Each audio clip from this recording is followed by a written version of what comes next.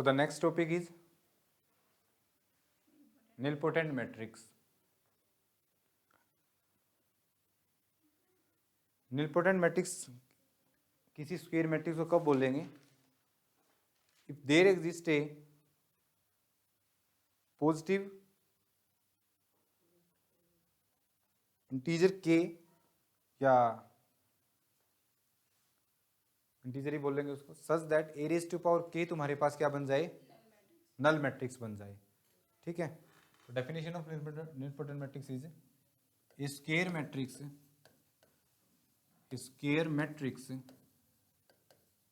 A is said to be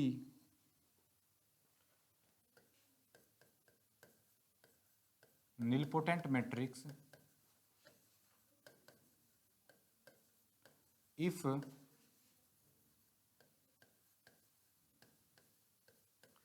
there exists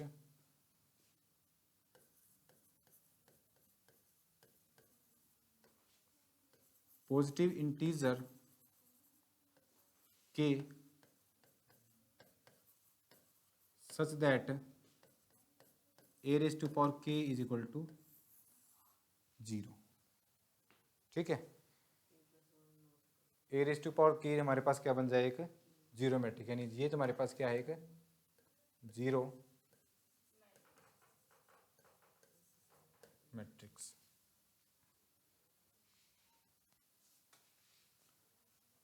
ठीक है, जो k है इसको हम क्या बोलते हैं?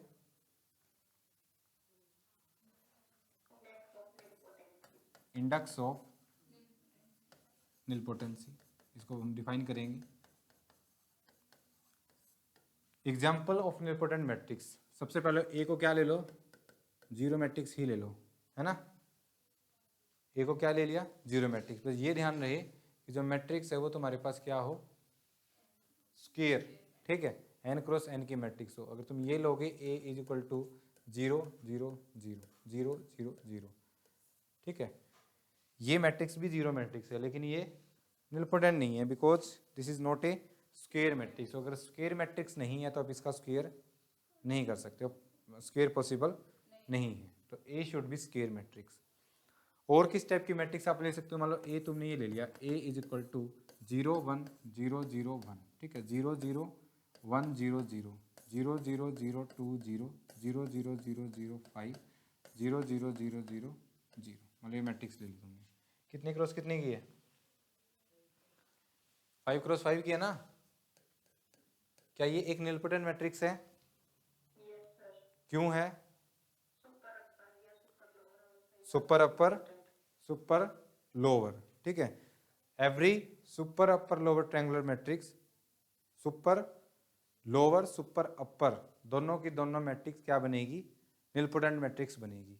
ठीक है, और ये होता भी ऐसे पैटर्न चलता है ये कि मान लो मैट्रिक्स ले ली तुमने, मान लो 3 क्रॉस 3 पे आते हैं, मान लो तुमने ये ले ली ए इज इक्वल टू 0 3 1 0 0 2 0 0 0, 3 क्रॉस 3 की सुपर अपर ट्रायंगुलर मैट्रिक्स है। ठीक है, निलपोटेंट मैट्रिक्स बनेगी ये। कई बार एग्जाम में कुछ इस टाइप से कंडीशन दी होती है कि such that A raise to power 3 is 0 but A raise to power 2 is non zero, then matrix नहीं देगा वो क्वेश्चन में, मैट्रिक्स नहीं देगी उसने, स्टेटमेंट में 4 ऑप्शन पूछ रखे हैं कि इसमें से कौन सा ट्रू होगा। ठीक है, ना उसने ये बोला कि निलपोटेंट है, ना ही उसने ये बोला कि 3 is index of nilpotency of that matrix. उसने कंडीशन दे दी A raise to power cube is equal A raise to power 3 is equal to 0, but such that A की पावर 2 करने से मैट्रिक्स 0 नहीं हो रही है। ठीक है, तो उस टाइप की, अगर इस टाइप की तुम्हें मैट्रिक्स बनानी हो तो इस टाइप की मैट्रिक्स बना लो, सुपर अपर ले लो। ओके, तो तुम इसमें क्या करोगे? देखो यहाँ पे नॉन जीरो एंट्री है, तो तुम ए स्क्वायर करोगे इस मैट्रिक्स का, तो ए स्क्वायर करने से जो ये है, ठीक है, जो ये है नंबर और ये नंबर, ये क्या बन जाएंगे? 0 बन जाएंगे, यानी 0 0 डैश 0 0 0 0 0 0, इस टाइप की मैट्रिक्स बनेगी। ठीक है, और तुम फिर दोबारा फर्दर इसका ए से मल्टीप्लाई करोगे तो तुम्हारे पास क्या बन जाएगी? जीरो मैट्रिक्स बन जाएगी।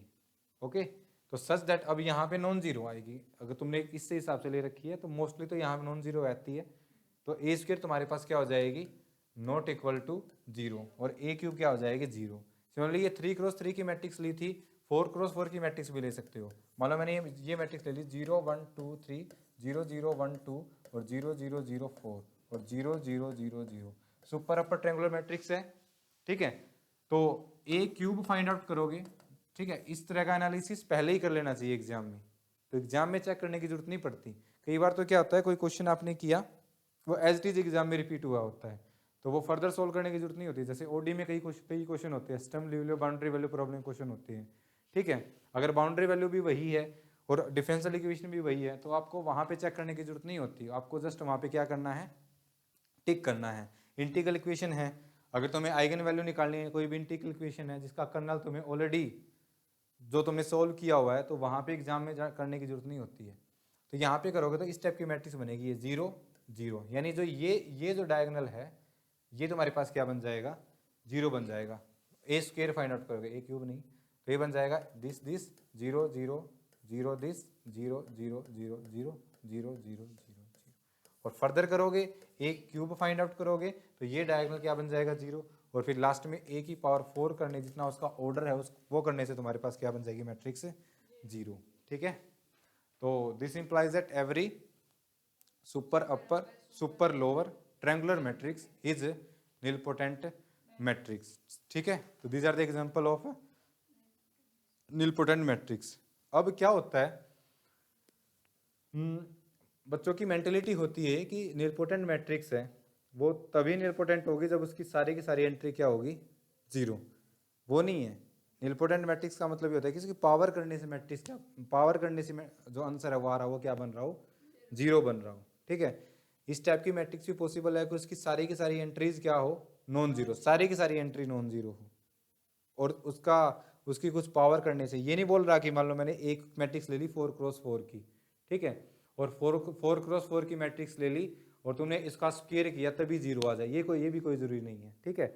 ए क्यूब करने से 0 आ रहा हो मान लो, या फिर ए की पावर 4 करने से 0 आ रहा हो, ठीक है। आगे जाके हम रिजल्ट पढ़ेंगे कि अगर तुम्हारे पास ए कोई मैट्रिक्स है, ठीक है, जिसका ऑर्डर तुमने ले लिया AIJ, ठीक है, इस टाइप की मैट्रिक्स है n×n की, ठीक है। अगर तुम्हारे पास a⁴n करने से मैट्रिक्स क्या नहीं बन रही, 0 मैट्रिक्स नहीं बन रही, फिर तुम्हें उसकी ज़्यादा पावर करने की जरूरत नहीं है। a⁴n+1 अगर ऑर्डर के इक्वल करने से 0 नहीं आ रहा है, यानी तुमने देखो ए 4x4 मैट्रिक्स ली, तुमने ए देखा 0 मैट्रिक्स नहीं है, ठीक है, फिर ए का स्क्वायर किया वो भी 0 मैट्रिक्स नहीं बनी, फिर ए की पावर 3 करी वो भी 0 मैट्रिक्स नहीं बनी, फिर a⁴ किया वो भी तुम्हारे पास 0 मैट्रिक्स नहीं बनी, ठीक है। तो ए की पावर 5 करने की जरूरत नहीं है, वो भी तुम्हारे पास नॉन जीरो मैट्रिक्स आएगी। a⁶ करोगे वो भी तुम्हारे पास नॉन जीरो मैट्रिक्स आएगी। ए की पावर 7 करोगे वो भी तुम्हारे पास है नॉन जीरो मैट्रिक्स ही आएगी, तो वो मैट्रिक्स कभी भी उसकी पावर करने से 0 नहीं बनेगी। क्या trace as well as determinant of an nilpotent matrix is 0, ठीक है। आगे करेंगे रिजल्ट हम। और जिसमें जो k होता है इसको बोलते हैं इंडेक्स ऑफ नीलपोटेंसी। तो जितना भी हमने एनालिसिस किया है उससे हम ये बोल सकते हैं then index of nilpotency is always less than और इक्वल टू n, ठीक है। यानी अगर तुम्हारे पास a n×n की मैट्रिक्स है सच दैट नीलपोटेंट कब बोलेंगे, जब there exist positive integer k such that a⁴k is equal to 0, then k जिसको हम क्या बोलते हैं इंडेक्स ऑफ नीलपोटेंसी, ठीक है। k is always less than equal to n, ठीक है। ज़्यादा से ज़्यादा n के इक्वल हो सकता है या फिर उससे कम रहेगा, okay. Now come to the properties of nilpotent matrix. जैसे हमने आइडोम्पोटेंट की करी है, इनवोल्यूटरी की करी है, इसी तरह किसकी करेंगे नीलपोटेंट मैट्रिक्स की। तो सबसे पहले हम करेंगे क्या सम।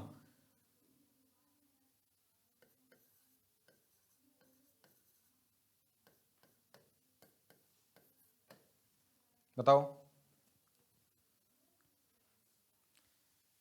अब इसमें देखो, इसमें दो चीजें मैटर करेगी, ऑर्डर भी मैटर करेगा, ठीक है, और इंडेक्स भी मैटर करेगा, है ना, कि इंडेक्स है और ऑर्डर है। मान लो मैंने बोल दिया कि दो मैट्रिक्स है वो निलपोटेंट, मान लो मैंने एक ये ले ली, एक मैट्रिक्स ए ले ली, 2 0 0, सॉरी यहाँ पे 0 कर लो, यहाँ पे 2 कर लो। Is this an nilpotent matrix? A का स्क्वायर करो तो क्या आ जाएगा? 0 मैट्रिक्स आ जाएगी। एक मैंने ये ले ली, ए इज इक्वल टू 0 1 1 0 0 1 0 0 0, ये मैंने ले ली 3 क्रॉस 3 की, ठीक है, ओके। तो यहां से इसको बी ले लो, ए प्लस बी तो डिफाइन ही नहीं है ना, because but A is nilpotent, B is nilpotent, ठीक है। तो यहां से फर्स्ट रिजल्ट ये बनेगा, sum of two nilpotent matrix में और मे नॉट बी निलपोटेंट, ठीक है। अब दूसरी कंडीशन में हमने क्या ले लिया, उनका ऑर्डर क्या ले लिया, सेम ले लिया, ठीक है। Sum of two nilpotent matrix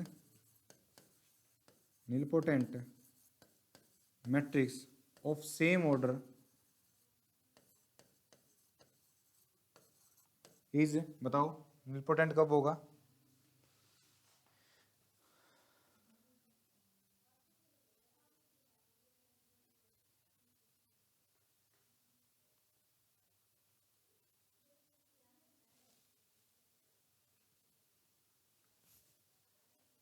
Sum of two nilpotent matrix of same order is nilpotent if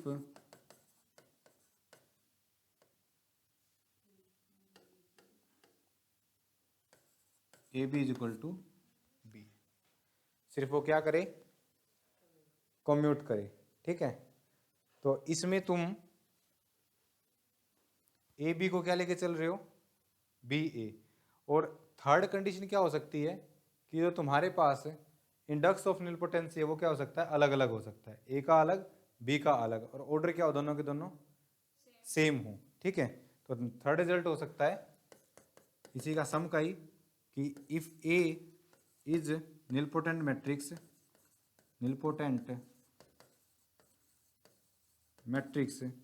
with index of nilpotency m, ठीक है, and b is a nilpotent matrix with index of nilpotency n, ठीक है, and order of a and b are same. तो this implies that a plus b is nilpotent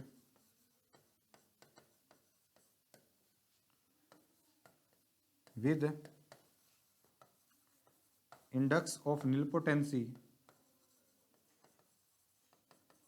less than equal to m plus n minus 1, ठीक है। m plus n करेंगे, उसमें से क्या subtract कर देंगे, -1, ठीक है। और ये कंडीशन साथ में, such that A B is equal to B. क्यों होता है ऐसे, सोचो।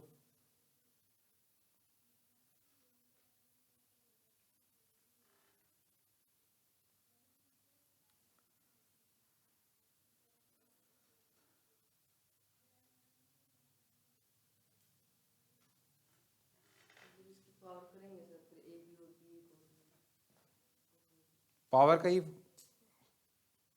मैटर, पावर ही मैटर करती है। देखो मान लो ये ले लिया मैंने, ठीक है, ए है, उसका ऑर्डर ले लिया मैंने 3 क्रॉस 3, ठीक है, 3 क्रॉस 3 की ऑर्डर ले लिया, और सच दैट ए स्क्वायर तुम्हारे पास क्या आ रहा है उसका 0, यानी इंडेक्स ऑफ निलपोटेंसी कितना है, 2 है, यानी m किसके इक्वल है, 2 के इक्वल है ना। दूसरा मैंने ले लिया बी मैट्रिक्स, वो भी कितने क्रॉस कितने की ले ली, 3 क्रॉस 3 की, सच दैट बी की क्यूब करने से क्या आंसर आ रहा है, 0 मैट्रिक, यानी इंडेक्स ऑफ निलपोटेंसी कितना है उसका 3 है, ओके। और ये कंडीशन भी ले ली मैंने, ए बी किसके इक्वल है, बी ए के इक्वल है, कम्यूट कर रही है दोनों मैट्रिक्स। अब तुम्हें चेक करना है इसका सम ए का और बी का। ओके, अब देखो मान लो ए का और बी का तुमने क्या किया, क्यूब किया। ज़्यादा से ज़्यादा 3 कर सकते हो ना पावर, क्योंकि ए अगर 3x3 की है और बी भी अगर 3x3 की है तो ए प्लस बी भी 3x3 की मैट्रिक्स आएगी। और अगर ए प्लस बी की पावर 3 करने से 0 नहीं आ रही तो फिर वो 0 होगी भी नहीं। ठीक है, तो सबसे पहले तुम चेक कर सकते हो ए प्लस बी।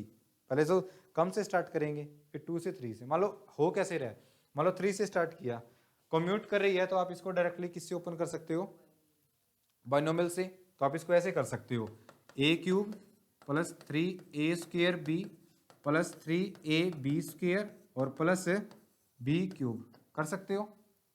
ठीक है, अब देखो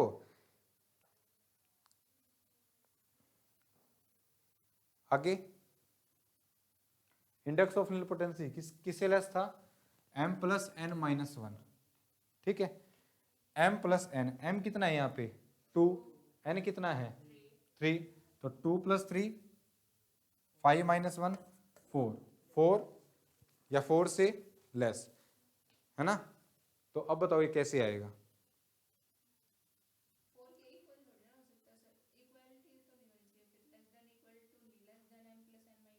नहीं पार्टिकुलर केस में 4 से कम आ गया तो 3 भी हो सकता है ना, इक्वल भी हो सकता है और उससे छोटा भी हो सकता है। हम यहाँ पर इक्वालिटी का साइन थोड़े ही हटा सकते हैं यहाँ पे। ओके, तो बताओ, ये तो मैंने कुछ पार्टिकुलर केस ले लिए ना कि एक 3x3 की है, बी भी 3x3 की है, सच दैट ए का इंडेक्स ऑफ निलपोटेंसी 2 है, बी का 3 है। अब बताओ,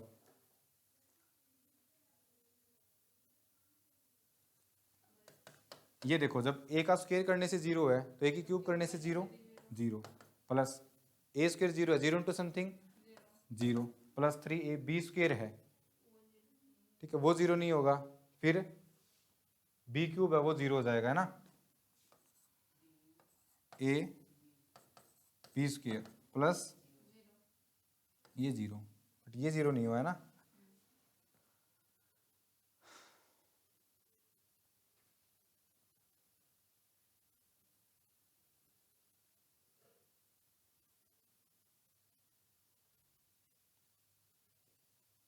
तो यानी a प्लस बी की पावर 4 करने से 0 होगा, है ना। If a and b are two nilpotent matrix, A B is equal to B A है, okay, then a plus B is nilpotent.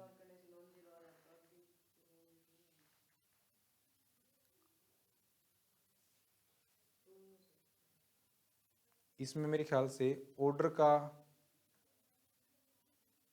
कोई रोल नहीं है ना, रिजल्ट में ऑर्डर का कोई रोल नहीं है कि ऑर्डर उनका सेम हो या नहीं हो, क्योंकि भाई हमने बोला है A is nilpotent with M, B is nilpotent matrix with index of nilpotency N. ठीक है, ऑर्डर हमने सेम ले लिया। अगर मैं ये ना लूँ, ठीक है, तो ए प्लस बी को चेक करना है निलपोटेंट बनेगी या नहीं बनेगी।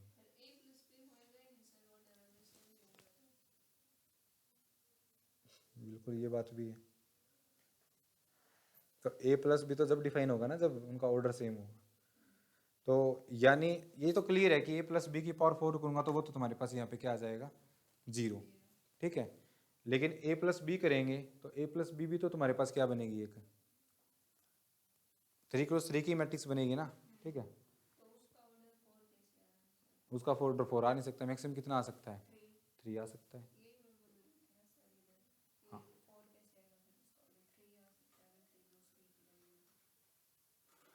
चलो कोई नहीं, इसको चेक करते हैं क्या रहता है इसमें, क्या कंडीशन ऐड करनी है और क्या सब्ट्रैक्ट, इसको चेक करेंगे।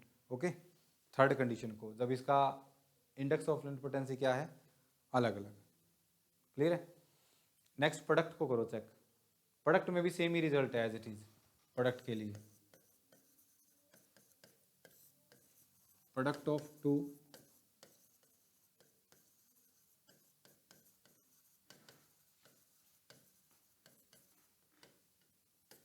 निलपोटेंट मैट्रिक्स, पहला तो वही मे और मे नोट भी। ठीक है, हाँ, और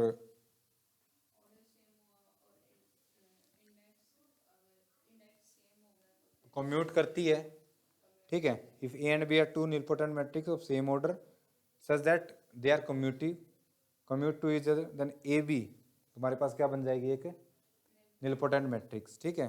और अगर इंडक्शन ऑफ निलपोटेंसी अलग है, मान लो ए का एम है, बी का क्या है, एन है, अगर वो कम्यूट भी करती है तो ए इंटू बी भी तुम्हारे पास क्या बनेगी, nilpotent with index of nilpotency less than minimum of M and N, ठीक है। मतलब ए है, ए का इंडेक्स ऑफ निलपोटेंसी क्या है, एम है, एम इज इक्वल टू 0 आ गया, ठीक है। और इसका क्या है, बी का एन है, तो ए इंटू बी करेंगे और इसकी पावर कितनी करेंगे, एन करेंगे, सर एन नहीं कुछ भी करेंगे, मान लो आर करेंगे, ठीक है।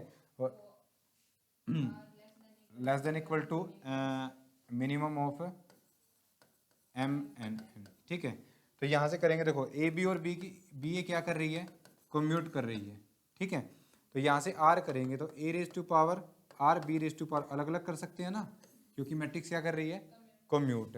अब इसकी पावर एन एम करने से, यानी एम अगर एन से छोटा हुआ तो यहाँ से ये फर्स्ट वाला 0 हो जाएगा और समथिंग इंटू 0, और अगर ये वाला बड़ा हुआ, जो सॉरी ये वाला छोटा हुआ, तो ये एज इट इज इसके साथ करेंगे तो भी क्या आ जाएगा, 0 आ जाएगा, ठीक है।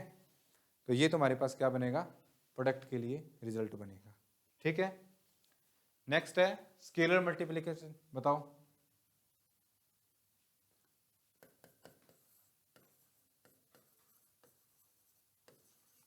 स्केलर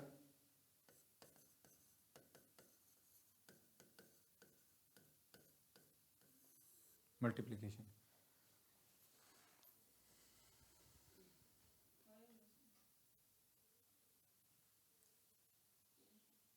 अगर ए निलपोटेंट मैट्रिक्स है, मतलब ए ले ली तुमने nilpotent A I J N cross N such that A raise to power M करने से क्या आ रहा है, 0, M is less than equal to N, तो के इंटू ए करेंगे तो वही वही पावर कर दो, एम कर दो, K raise to power M into A raise to power M, K raise to power M into 0 is equal to again 0 matrix आ जाएगी एन क्रॉस एन की। तो this implies that scalar multiplication with nilpotent matrix is always nilpotent matrix, ठीक है।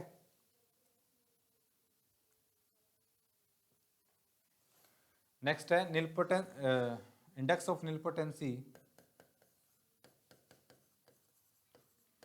Index of nilpotency can not exceed the size of matrix. अभी बताया मैंने क्यों होगा, यानी अगर ए है matrix A I J N cross N की, ठीक है।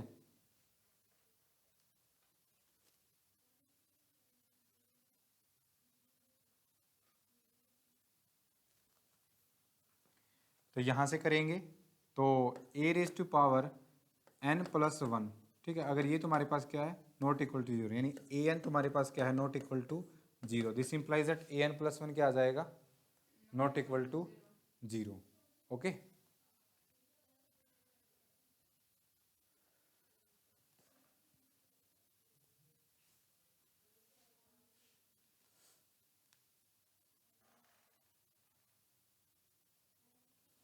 और अगर इसी का नेक्स्ट इंक्रीज कर दूं मैं, एक्सटेंड कर दूं रिजल्ट को, कि अगर ए तुम्हारे पास निलपोटेंट मैट्रिक्स है, ठीक है, मान लो इफ ए इज ए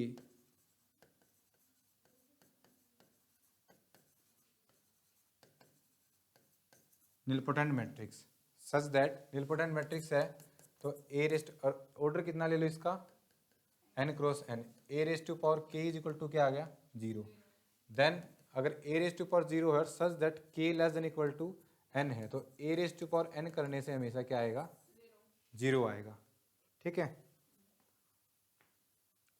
ये तो समझ ही गए होगे क्यों आएगा, ओके। मतलब ए है और वो 10 क्रॉस 10 की मैट्रिक्स है, ए की पावर 6 करने से क्या आ रहा है, 0, तो ए की पावर 7 करोगे तो भी क्या आएगा, 0, ए की पावर 8 करोगे तो भी क्या आएगा, 0, एंड अप टू सोन ए की पावर 10 करोगे तो क्या आएगा, 0 आएगा, ठीक है। लेकिन इसका रिवर्स जरूरी नहीं है, ठीक है। बोला मैंने एक मैट्रिक्स दे दी ए, ठीक है, A is a matrix of order 7 cross 7 such that A raise to power 6 is equal to 0, है ना। अब बनाओ ऐसी कोई मैट्रिक्स, आज सिखाई भी है बनानी, अभी सिखाई है।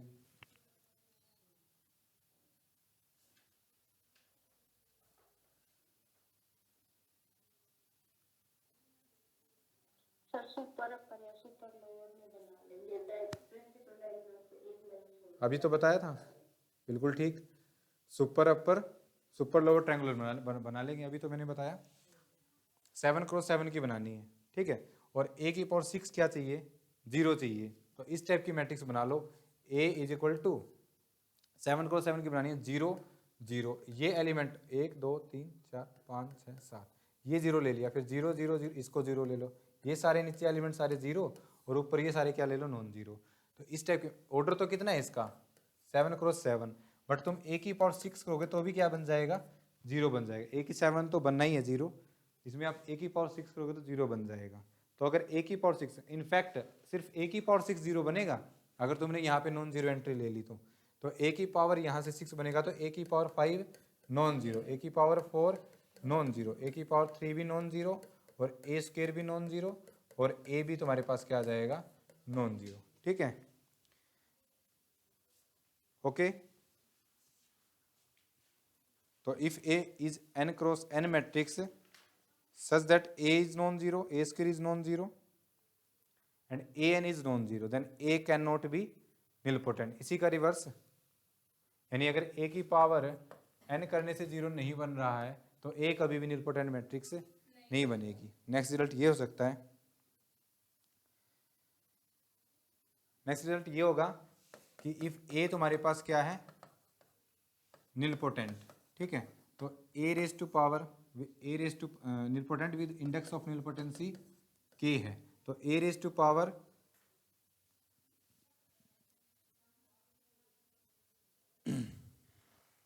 चलिए रहने दो, index of nilpotency,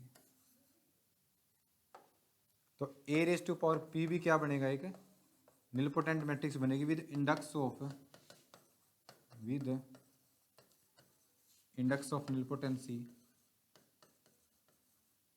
n by k का सीलिंग फंक्शन। सीलिंग फंक्शन पता है क्या होता है, ग्रेटेस्ट इंटीजर फंक्शन पता है क्या होता है, उसमें हम क्या लेते हैं, स्मॉलेस्ट, इसमें क्या लेते हैं, ग्रेटर। जैसे 1.23 है, इसका सीलिंग फंक्शन तो कितना आ जाएगा, 2 आ जाएगा। ओके, तो रिजल्ट बोलता है कि ए तुम्हारे पास निलपोटेंट मैट्रिक्स है, तो ए स्क्वेयर, ए क्यूब, A4 A5 वो भी तुम्हारे पास क्या बनेगी, एक निलपोटेंट मैट्रिक्स बनेगी with index of nilpotency n by k ceiling function, ठीक है, क्लियर है।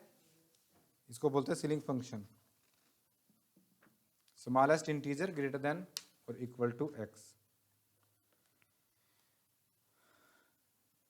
नेक्स्ट रिजल्ट है, अगर तुम्हारे पास A अगर निलपोटेंट मैट्रिक्स है तो उसका ट्रांसपोज बताओ।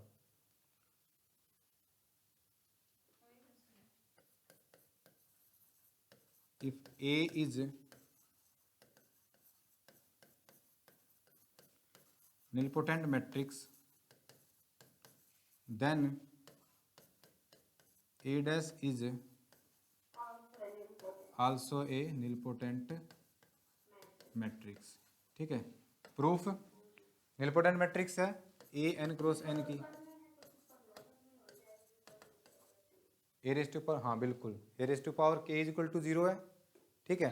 दोनों तरफ ट्रांसपोज ले लो, ये 0, ठीक है, A transpose raise to power K, और इनफैक्ट इंडेक्स ऑफ निलपोटेंसी भी क्या रहेगा, सेम रहेगा, के का के ही रहेगा। ओके, नेक्स्ट रिजल्ट है वो लीनियर कॉम्बिनेशन वाला, K into I plus A raise to power N.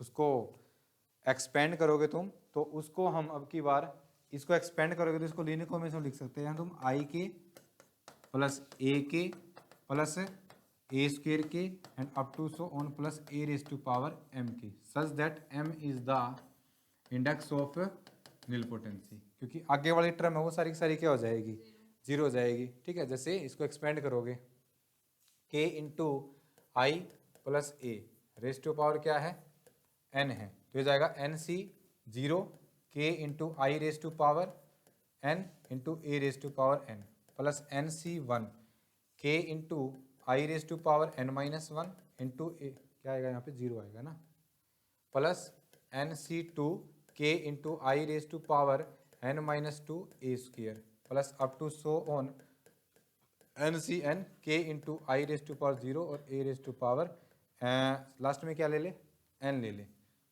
अब इसमें बीच में कहीं ना कहीं ऐसी टर्म आएगी N C M K into I raise to power कितनी आएगी n माइनस एम और a raise to power m, और इससे पहले वाली टर्म क्या होगी N C M minus one K into I raise to power m n minus M minus one, ठीक है, और a raise to power m minus one. तो ये इसके और इसके बाद वाली जितनी टर्म है सारी सारी क्या हो जाएगी zero, because m is the index of nilpotency, this implies that am is equal to zero and this implies that a raise to power m plus one is equal to zero and this implies that last में a n is equal to zero, है ना। तो ये वाली term बचेगी, तो this implies that, देखो अब यहाँ से लिखते हैं N C zero K raise to power N into I, सबसे पहले ये हो गया और यहाँ पे I, plus next N C one K raise to power N minus one, ये दोबारा आई, ठीक है, और इंटू ए, तो ये हो जाएगा ए, प्लस नेक्स्ट इस तरह नेक्स्ट क्या आ जाएगा A square and up to some last में क्या आ जाएगा A raise to power M minus one. तो हाँ रिजल्ट क्या बन गया कि अगर ए तुम्हारे पास निलपोटेंट मैट्रिक्स है with index of nilpotency m, then k i plus a raise to power n can be expand in the linear combination of i a square and up to so on a raise to power m minus one. जितना उसका index of निलपोटेंसी है उससे एक कम की power की form में आप उसको लीनियर कॉम्बिनेशन में लिख सकते हो। तो ये तुम्हारे पास नेक्स्ट रिजल्ट बनेगा, ठीक है। नेक्स्ट है डिटर्मिनेंट, डिटर्मिनेंट बताओ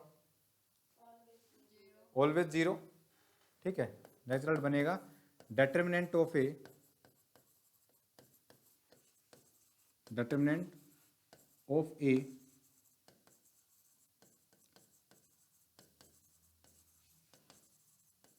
निलपोटेंट मैट्रिक्स इज जीरो, ठीक है। सिमिलरली किसके लिए आ जाएगा ट्रेस के लिए, ठीक है, ट्रेस भी ऑलवेज क्या होगा जीरो होगा, ठीक है।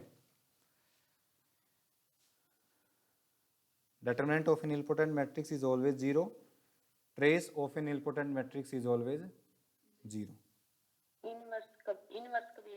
इनवर्स एग्जिस्ट नहीं करेगा कभी भी, इनवर्स के बारे में कुछ बोल नहीं सकते आप। अच्छा मैंने बोल दिया नहीं बोल सकते ना, इनवर्स एग्जिस्ट करेगा ही नहीं। हाँ हाँ इनवर्स एग्जिस्ट करेगा ही नहीं, नहीं इनवर्स के निलपोटेंट या निलपोटेंट नहीं होने पे हम कुछ नहीं बोल सकते, है ना, क्योंकि इनवर्स एग्जिस्ट ही नहीं करेगा। अब एक बात बताओ, जैसे इनवर्स की बात हुई है, मान लो मैंने ये बोल दिया कि मैट्रिक्स है तुम्हारे पास वो सिंगुलर है, ठीक है, क्या बोल दिया सिंगुलर, सिंगुलर मैट्रिक्स है, तो क्या सिंगुलर मैट्रिक्स का निलपोटेंट मैट्रिक्स होना जरूरी है, या फिर एक निलपोटेंट मैट्रिक्स है उसका सिंगुलर होना जरूरी है। सिंगुलर मैट्रिक्स है तो निलपोटेंट तो होगी, लेकिन अगर सिंगुलर है कोई जरूरी नहीं है। मान लो जीरो मैट्रिक्स ले लो, सिंगुलर है तो निलपोटेंट हो भी गई, और एक तुम डायगोनल मैट्रिक्स ले लो वो सिंगुलर नहीं होगी। डायगोनल मैट्रिक्स ऐसी ले लो कि उसका एक एलिमेंट क्या कर दो जीरो कर दो, है ना, तो मैट्रिक्स सिंगुलर हो गई, बट वो एक निलपोटेंट मैट्रिक्स नहीं है। तो every nilpotent matrix is singular matrix, but every singular matrix is not a nilpotent matrix, ठीक है। तो ये रिजल्ट बनेगा यहाँ से, ओके। मान लो मैंने एक मैट्रिक्स लिख दी, ट्रेस भी जीरो होगा,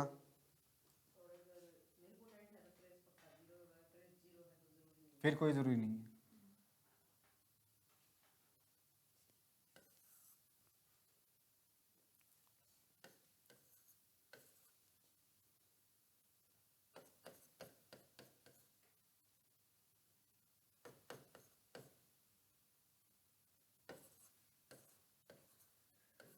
ये मैट्रिक्स लिख दी मैंने ए,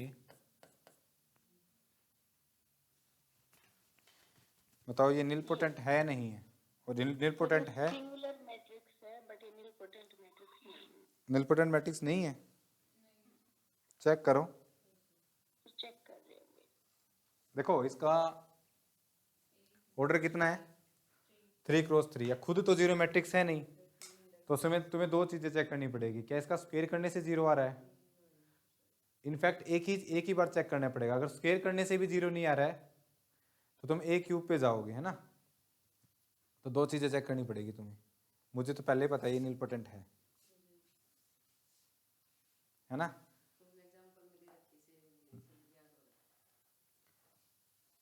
इस मैट्रिक्स से आप क्या दिखाना चाह रहे हो कि मैट्रिक्स की एक भी एंट्री जीरो नहीं है ना। तो ये मेंटलिटी होती है कि एंट्री जीरो होगी तभी वो नीलपोटेंट मैट्रिक्स बनेगी। ए क्यूब करने से जीरो आ रहा है, ए स्क्वायर में जीरो आ रहा है, ए स्क्वायर करने से जीरो आया नहीं। इंडेक्स ऑफ नीलपोटेंसी कितना है 2 है। This implies that A square करोगे, ऑपरेशन लगा के भी सोल्व कर सकते हो। लेकिन ऑपरेशन कैसे लगा कैसे सोल्व करोगे? उससे तो आप डिटरमिनेंट चेक कर सकते हो, उसके स्क्वायर के बारे में तो कुछ नहीं कह सकते ना।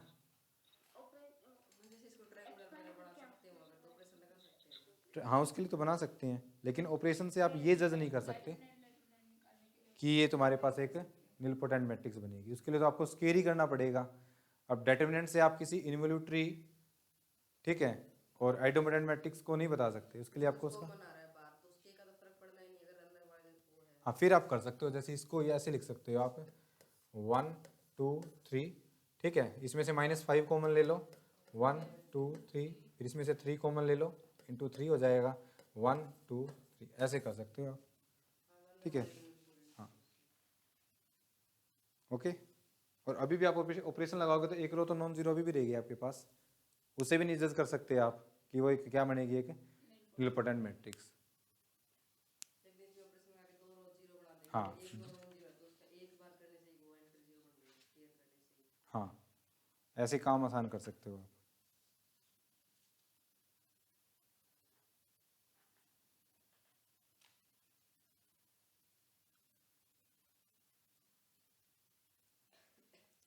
क्लियर है?